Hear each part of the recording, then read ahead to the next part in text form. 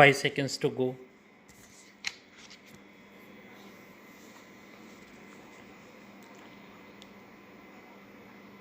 Start. Learned ASG distinguished the case of Arvind Kejriwal Supra on the ground that he was the president of a national party and in the general elections to the House of the People, he was required to campaign for his party. It was urged that such factual element was missing in the present case as the petitioner was elected as a ward councillor on a ticket from the Aam Aadmi Party, but this time he is a candidate on behalf of All India Majlis-e-Ittehadul Muslimin, hereinafter referred to as AIMIM, which is different party. It was contended that AIMIM as a political party is sufficiently capable to canvass for him, and he is not the only person who is left to campaign. Thus, his interest to that extent stands safeguarded. Further, it was pointed out that Arvind Kejriwal Supra has been distinguished by a three judges bench in order dated 8 July 2024 passed in special leave petition criminal numbers 7684 and 7885 of 2024 titled Directorate of Enforcement versus Sadhu Singh Dharamsot. It was submitted that Sadhu Singh Dharamsot Supra clarified that the decision in Arvind Kejriwal Supra was passed as the matter was sub judice and for the reasons set out in paragraphs 7, 8 and 15 of the said order. It was advanced that in essence the appellant therein occupied the positions of President of a national party and Chief Minister. Learned senior counsel for the petitioner submitted that the court in Sadhu Singh Dharamsot Supra in fact refused to interfere in the bail granted therein. It was submitted that Sadhu Singh Dharamsot Supra does not deviate from the principles laid down in Arvind Kejriwal Supra. Mr. Agarwal, learned senior counsel, submitted that even the paragraphs from Arvind Kejriwal Supra as referred to in Sadhu Singh Dharamsot Supra would support the petitioner. He submitted that as regards the present FIR, 8 co-accused are already on bail, including 2 of the main assailants, who, as per 2 eyewitnesses, were the persons who had actually killed the deceased. On the aspect of recovery of articles, the submission was that they relate to other cases where the petitioner is already on bail. Qua the PMLA case, it was submitted that out of the prescribed maximum sentence of 7 years, the petitioner has undergone approximately 4 years and 5 months behind bars and as such would be entitled to the benefit of section 436A of the Code of Criminal Procedure 1973.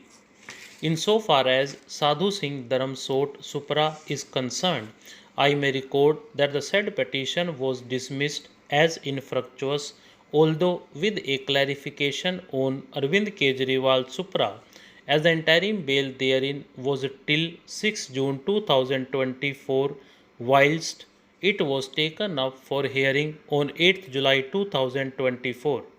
I do not doubt the propositions of law eloquently recorded in Brother Mithal's opinion. I have noted the guiding precedents in the prelude and would deal with some more hereafter.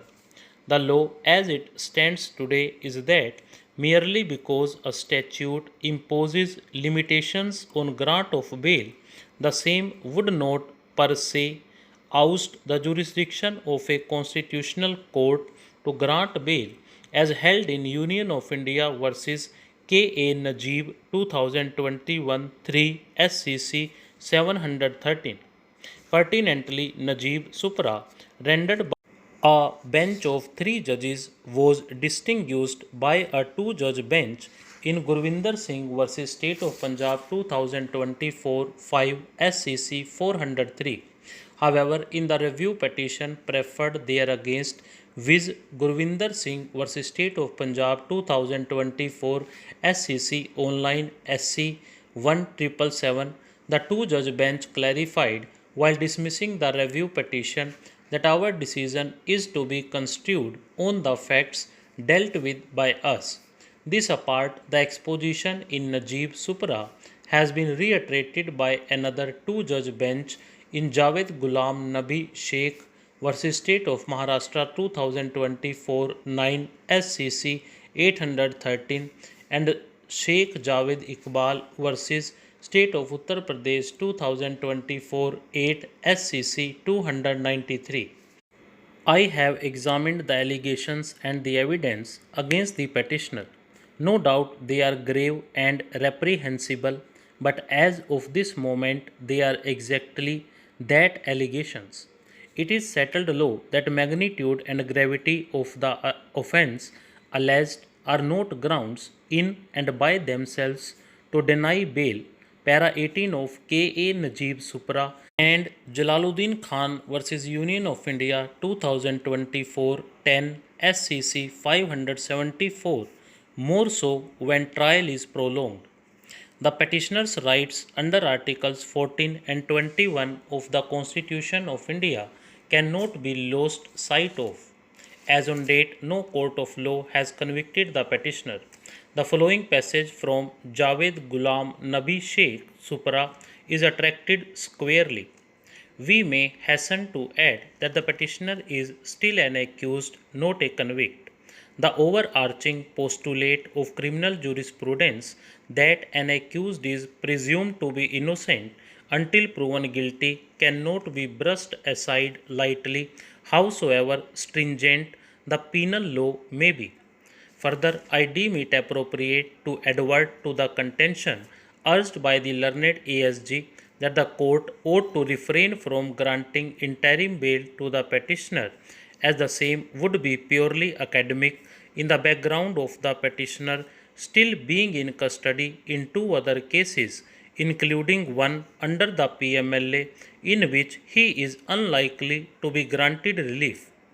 The said proposition, to my mind, if accepted, would amount to this court abdicating its responsibility of deciding the lease before it by being influenced by factors not germane inasmuch as the consideration for interim bail in the present case cannot be contingent upon prior grant of similar relief in the two other cases. More so for the reason that the matter relating to the two other cases is pending before courts subordinate to this court. That said, I am not of the opinion that the list raised herein is academic or should await the outcome of cases in the courts subordinate to this court. The petitioner is in custody since March 2020. He had secured bail in a majority of the cases. The High Court permitted him to file his nomination and consequently stand as a candidate.